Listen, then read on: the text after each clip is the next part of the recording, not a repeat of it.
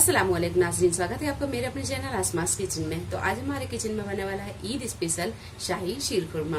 तो यहाँ पर हमने 1 लीटर दूध लिया है और इसे रख दिया है पकने के लिए। दूध में जब अच्छी तरह उबाल आ जाएगा तो गैस को हम मद्दा करेंगे और मध्य फ्लेम पर इसे पकने देंगे। तो दूध में यहाँ ये उबाल आने लगा है, गैस को हम थोड़ा मद्दा कर देते हैं और मध्य फ्लेम पर इसे पकने देते हैं। तो हम रख देते हैं इसे दूसरे गैस पर और इस तरफ हम सेवइयों को फ्राई कर लेते हैं। 2 टेबल स्पून के करीब डालेंगे हम प्योर घी।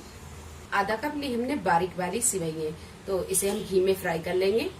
गैस को हम यहाँ मीडियम टू हाई पर रखेंगे और इसे अच्छी तरह फ्राई कर लेंगे। मीडियम फ्लेम पर हमने इसे 5 से 6 मिनट अच्छी तरह भून लिया है। अब डालेंगे हम इसे दूध में। सेवइयों को हम डाल देते हैं दूध में। गैस को हम यहाँ बिल्कुल मद्दा ही रहने देंगे और मध्य फ्लेम पर इसे पकने देंगे। इसी पैन में 1 चम्मच घी और डालेंगे। सारे ड्राई फ्रूट को आधा घंटे पहले पानी में भिगा के रखा था। तो यहाँ पर काजू, चिरौंजी, पिस्ता और बादाम को हमने बारीक काट लिया है। पिस्ता को भी बारीक काट लिया है और काजुओं को हमने 2 पीस कर लिए हैं। हम यहाँ मद्दा ही रखेंगे और मध्य फ्लेम पर ही हम इसे फ्राई होने देंगे। ड्राई फ्रूट भी जब अच्छी तरह फ्राई हो जाए तो अब हम डाल देंगे इसे दूध में। इन्हें भी डाल देते हैं ये दूध में।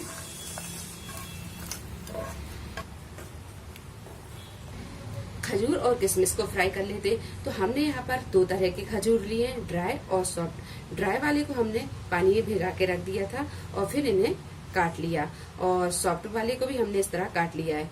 और हमने यहाँ पर किशमिश ली, किशमिश को हमने धो के रख लिया था। तो इन्हें भी अब फ्राई कर लेते हैं।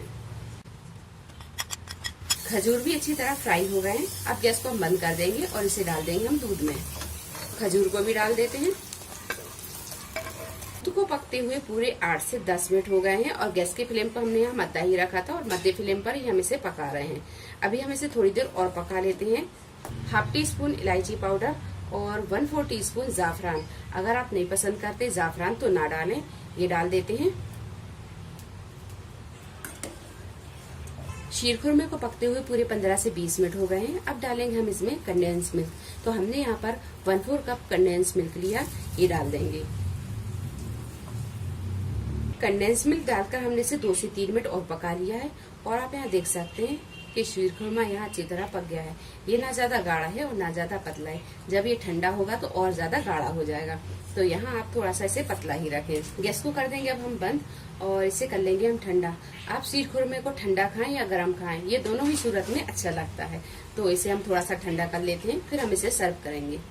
मीठा मीठा शाही शीर खुरमा बनकर तैयार है। आप इसे ईद पर बनाइए, सभी को बहुत पसंद आएगा। वीडियो पसंद आई तो इसे लाइक और शेयर करें। मेरे चैनल को सब्सक्राइब करें। तो अगली एक नई रेसिपी के साथ फिर हाजिर होते हैं। तब तक आप अपना ख्याल रखें। अल्लाह हाफिज।